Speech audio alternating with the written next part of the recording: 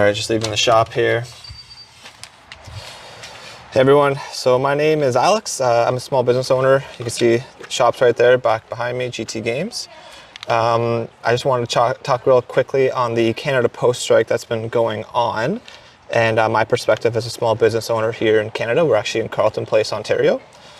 And so we're pretty close to the Ottawa where all the action happens.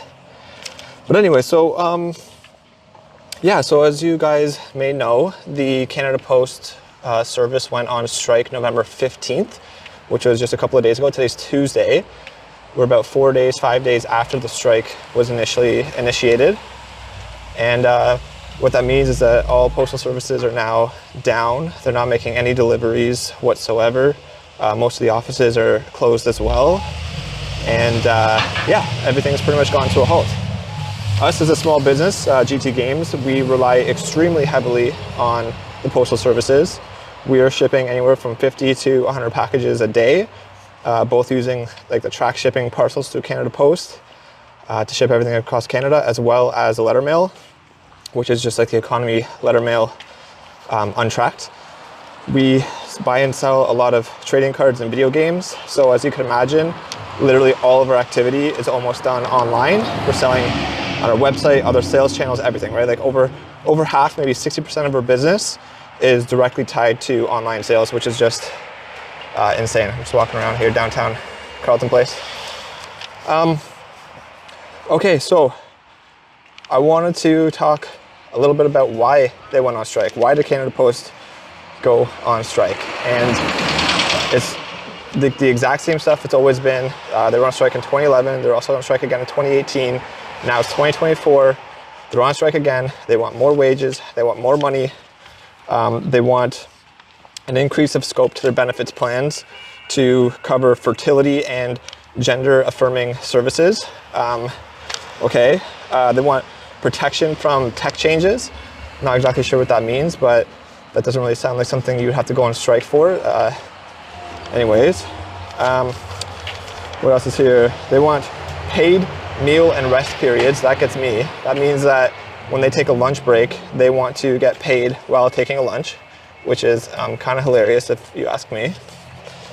And they want higher short-term disability payments. So all in all, they basically want more money, more time off, more benefits for doing the same thing they're always doing.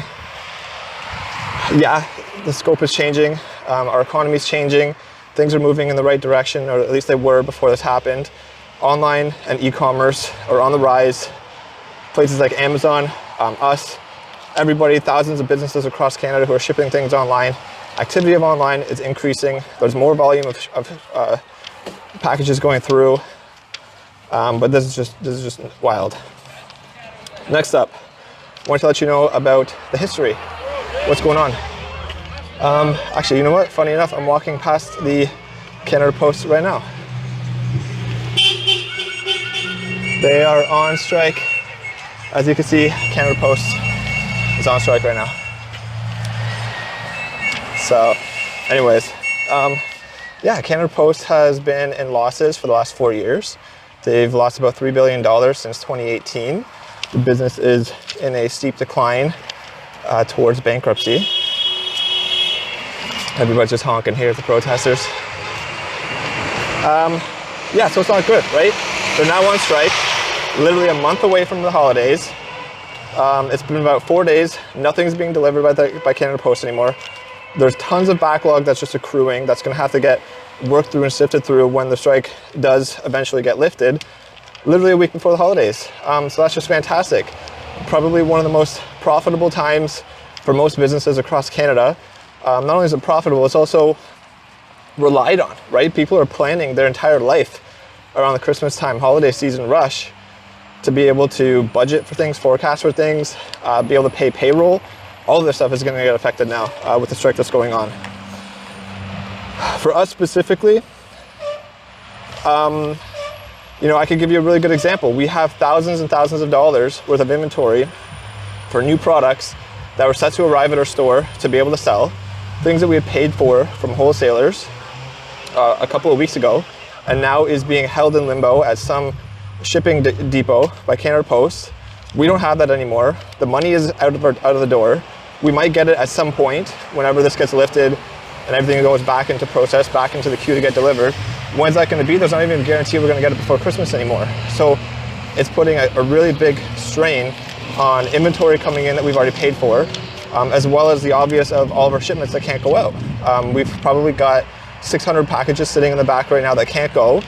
We're about to put all of our stores and online channels on pause, which is going to pause all of our online sales, all of our transaction history, again, 1 month before Christmas, of packages that are just going to sit there, and it's going to be potential and current cash flows that we're not going to have.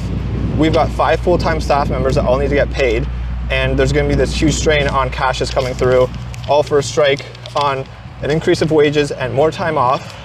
The reasoning I saw online was that they wanted the wages to be increased in line with inflation, yet wages have gone up by 11.5%, somebody else said, over the last 4 years. So it's like the wages have been going up. They've been going up in step to some degree to inflation. I don't think that there's anything to warrant a strike like this. It's just crazy. So what are we going to do? Us as a small business, we're going to look for alternatives. We're going to start shipping all of our parcel packages through other competitors to Canada Post, like UPS, FedEx, DHL, which we're already doing for all of our track shipments. And to be honest, like, why would we ever switch back? This situation is forcing us and probably thousands of other small businesses to stop using Canada Post, get their gears turning on another system, another platform, start paying somebody else, which is going to further jeopardize Canada Post. They're already in the losses, they're already losing money, and now they're just switching businesses and other people to switch off the platform and start using other delivery services. Why would we switch back afterwards? This is going to completely hurt Canada Post, if not destroy them, set back the Canada economy, and we're just going to have a great time. What else is there? Yeah, it's going to further accelerate the Canada Post bankruptcy. So in closing, this is putting a huge risk on our business, a huge risk on countless businesses across Canada. Down to the nitty gritty. I'm not talking about just getting your package for Christmas time. We're talking about kids not getting their Santa letters sent off. We're talking about businesses not getting their inventory to be able to sustain the things that are going on for the Christmas holiday. We're talking about people's paychecks for Christmas time. You know what I mean? If businesses don't have cash flows or the means to be able to make payments, sacrifices are going to have to be made on other alternatives, other ways to be able to keep going through this time of the whatever. And if you ask me, it's just a really, really cruel time to be doing this strike. Should have done it in the summertime, should have done it some other time during an off-peak season when they could have sorted this stuff out if this was really important to them, when it's not going to completely overhaul the Canadian economy this close to the biggest rush of the year. So let me know what you think in the comments down below. I'd love to see what other people are thinking and how this might be affecting you guys as well. So see you later.